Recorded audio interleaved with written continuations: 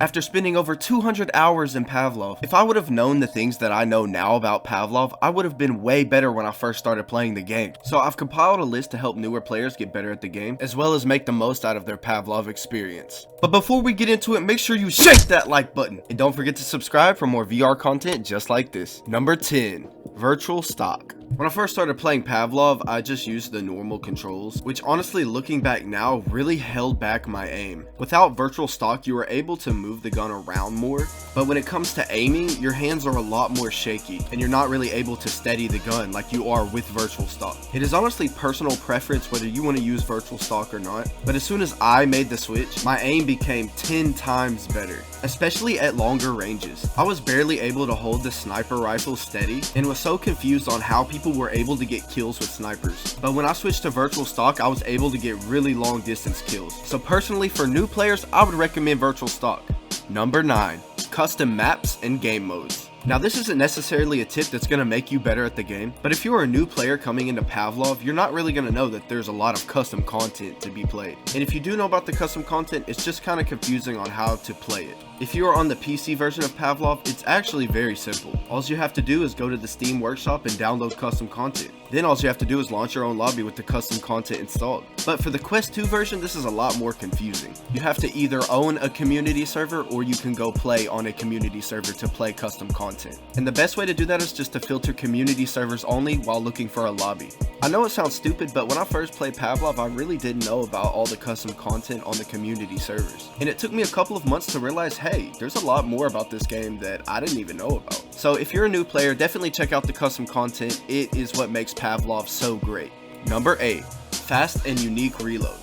When you first start playing Pavlov, it might take you a little while to get reloading down. It's not like a typical first-person shooter. You are manually reloading all of your weapons. And when I first started playing Pavlov, I didn't know about the unique reloads that certain weapons have. With weapons like the AK and the Draco, you can reload the weapon faster by knocking your old magazine out with a new magazine, instead of just reloading the normal way. And for weapons like the M4 and the Deagle, you can eject the magazine by pressing the Y or the B button, depending on which hand you're holding the weapon with. And that allows for a much faster reload. I wish I knew this when I first started playing Pavlov, because my reload times were terrible at first. I would just sit there and fumble with the weapon and then get killed. But yeah, some weapons can be reloaded faster than others by using nifty little tips like this. Number 7. Best guns. Definitely when I first started playing Pavlov, I had to experiment with all the weapons and figure out which ones I liked and which ones were the best guns. Because I'm not gonna lie, there are some booty weapons in Pavlov, man, that just don't make sense and they are terrible. And then there are guns that are just so overpowered that literally everybody in the lobby uses them. So if you want to learn about some of the best weapons in Pavlov, after you're done watching this video, go ahead and click the annotation in the right corner and it'll take you to my top 10 list. Number 6. TTT is just another deathmatch. I definitely wish I knew this when I played TTT for the first time in Pavlov. The amount of times that I tried to roleplay at first and try to, play the game how it's supposed to be played, just to get killed by a little kid who is so trigger happy and just kills everybody in the lobby is unreal, man. The way I like to treat Trouble in Terrorist Town in Pavlov is like another deathmatch, because in Pavlov it is simply just kill or be killed in TTT, at least in public lobbies. Now if you play with a couple of friends, I'm sure you can have some really good games of Trouble in Terrorist Town. But yeah, just be warned, TTT is basically just another deathmatch. Number 5. Buying armor.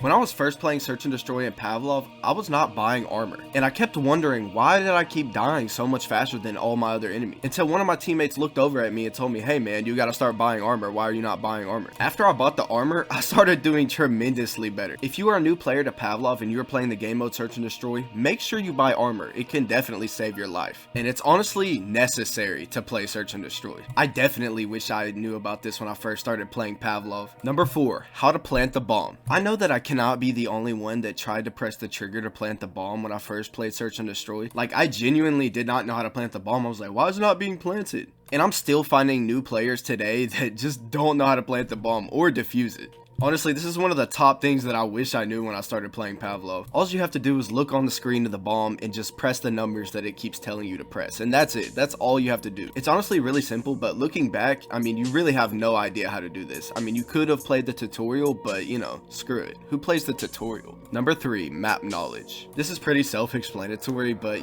map knowledge is really important in Pavlov and really important for any game that you play. But before I started playing Pavlov, I definitely wish that I knew the maps. I mean, everybody does. does. People who know the maps are going to have a huge advantage over you compared to, you know, if you don't know the map. So what I recommend before you start playing multiplayer is just to go around all the maps and learn them. This can put you way ahead of all the other new players just by simply knowing the map and knowing where you're going. It's hard to get this one down before playing the game because you really just aren't going to know the maps unless you play the game. But still, I definitely wish that I knew this before playing the game, especially learning those bomb sites. Those are a pain. If you do not know where the bomb sites are, you're gonna lose. Number 2, grenades are overpowered. What's really different about good players and bad players in Pavlov is the fact that good players always use grenades and flashbangs. Every time I play Pavlov, I'll always chunk a nade to the enemy side spawn. The reason I do this is because grenades will lower their health and make them easier to kill, which can change the course of an entire round in Search and Destroy. All it takes is one lucky nade to take out half their team or to make their team lower health. And also, smoke grenades and flashbangs are just really good utilities to get the bomb down and plant or defuse the bomb. I definitely wish I knew how good these utilities were when I first started playing Pavlov.